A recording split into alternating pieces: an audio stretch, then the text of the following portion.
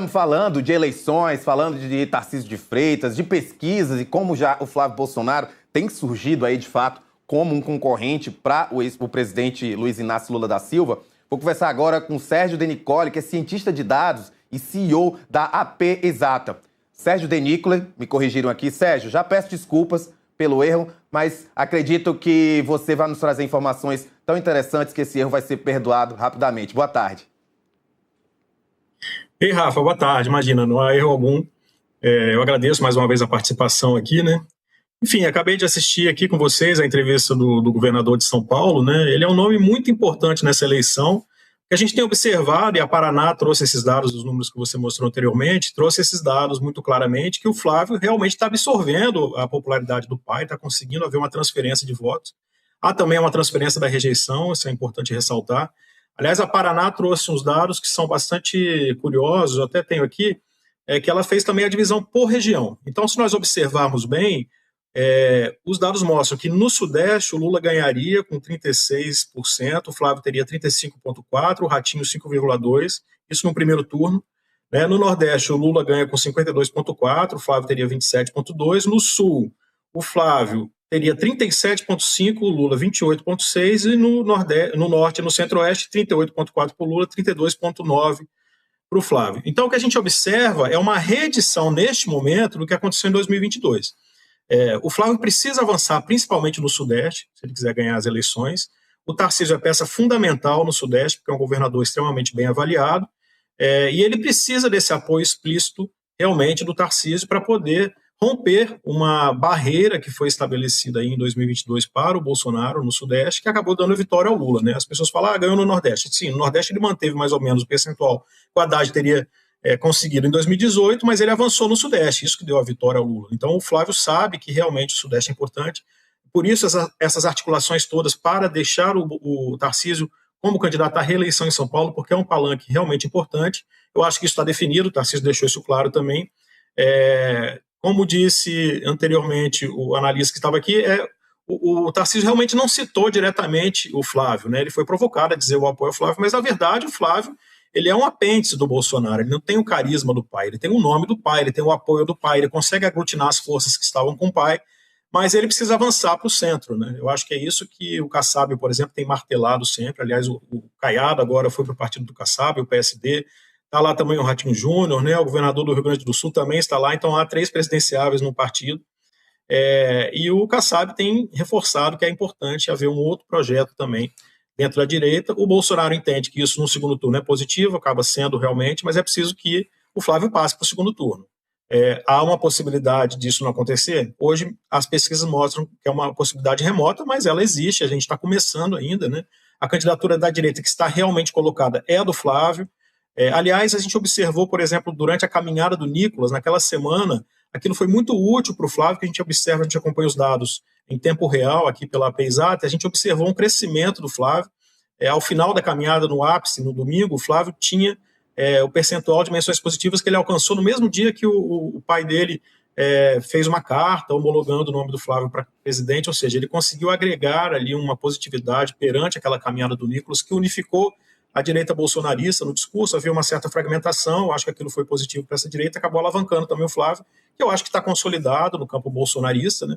E provavelmente não vai recuar dessa candidatura, apesar das insistências do Kassab, mas o ponto central seria o Tarcísio. O Tarcísio deixou muito claro que vai ser candidato à reeleição, uma reeleição praticamente tranquila até o momento, não há nada que ameace essa reeleição do Tarcísio, os dados mostram também uma vitória eventual no primeiro turno.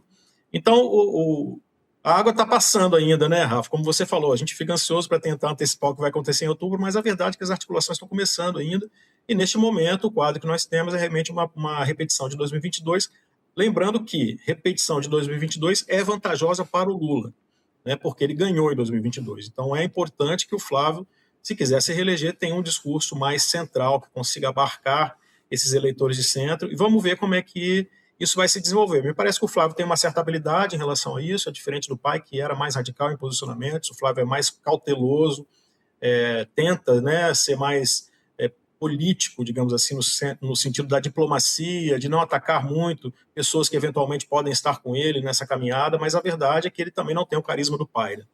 Então, o cenário hoje eu acho que ainda é favorável para o Lula, a Paraná mostra isso, mas vamos ver o que vai acontecer daqui para frente. Tem muita coisa ainda para passar aí debaixo da ponte, muita água, né?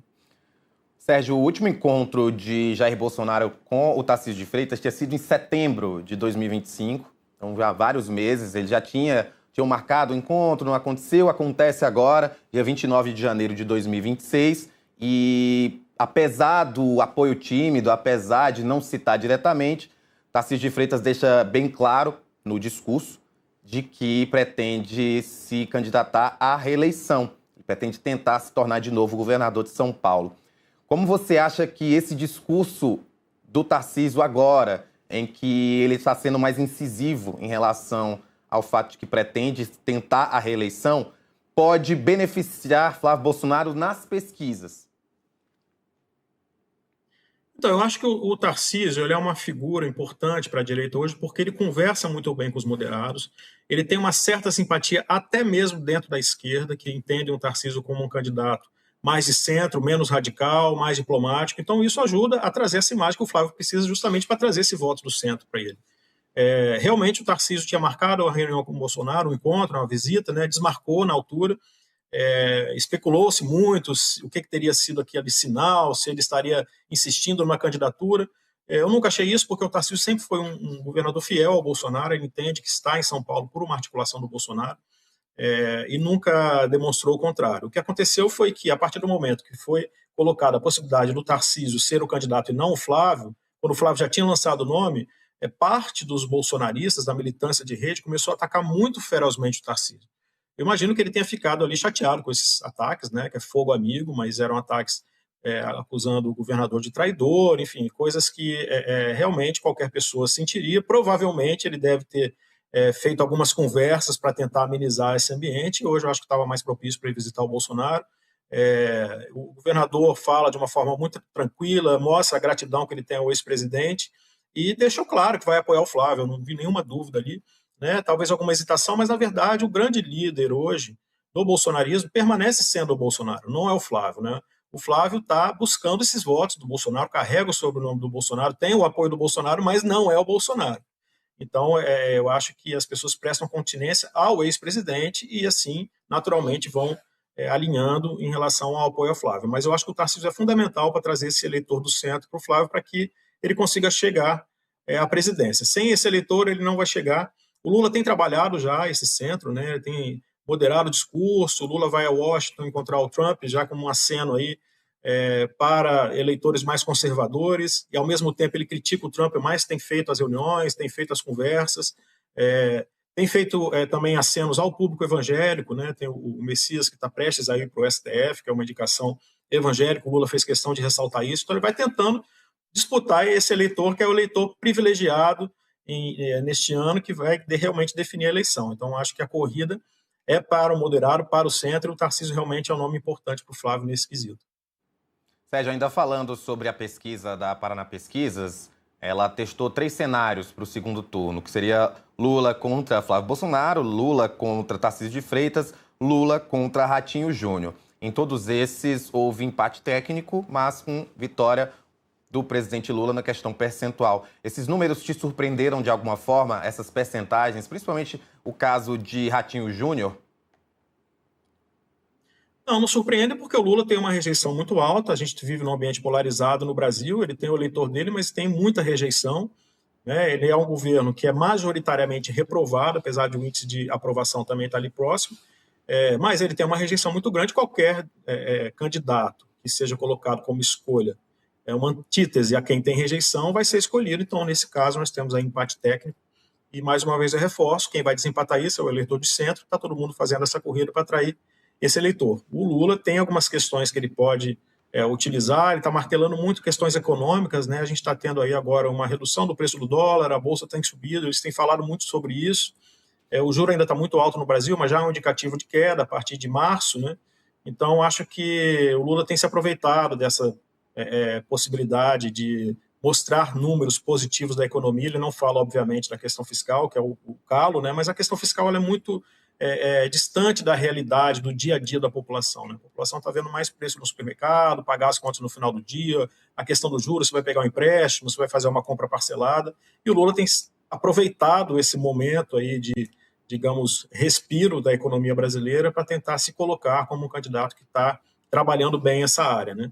É claro que as coisas mudam, e eu não vejo a direita trabalhando muito o discurso econômico. Eu acho que em determinado momento isso vai acontecer. A direita martela muito a questão fiscal. O próprio governador de São Paulo, agora na entrevista, falou sobre isso. Mas a questão prática, né? O que vai mudar de positivo na vida das pessoas, eu acho que é um discurso que ainda está sendo preparado. Por enquanto, a direita está aí se ajustando dentro de forças que estão ainda se estranhando um pouco, né? A gente pode ter uma candidatura variada dentro do espectro da direita. Então, eu acho que neste momento de articulação política, ainda não se definiu bem quais são as políticas relacionadas à economia que vão ser faladas, mas certamente isso vai vir também e vai ser colocado como contraponto. E eu acho que a economia também é um ponto mais importante de definição nessa eleição. A gente vai avaliando, por exemplo, a questão de segurança é importante, a questão de saúde é importante, mas ainda assim é a economia proeminente. E eu vejo realmente o Lula já fazendo esse movimento para atrair os moderados e a direita ainda pensando o que vai falar sobre isso, foca ainda muito no anti-Lula, o que tem funcionado também, porque, como eu disse, pelo fato do presidente ter muita rejeição, isso acaba agregando em torno de qualquer um que se opõe a ele. Né? Sérgio, muito obrigado pela tua participação. Espero você de volta aqui no Contexto. Afinal, como você disse, eu também, estamos ansiosos em relação às eleições de outubro. E aí você vem para tentar diminuir um pouco nossa ansiedade em relação a esses números. Boa tarde. Boa tarde, Rafa. Muito obrigado. E olha, o ministro está falando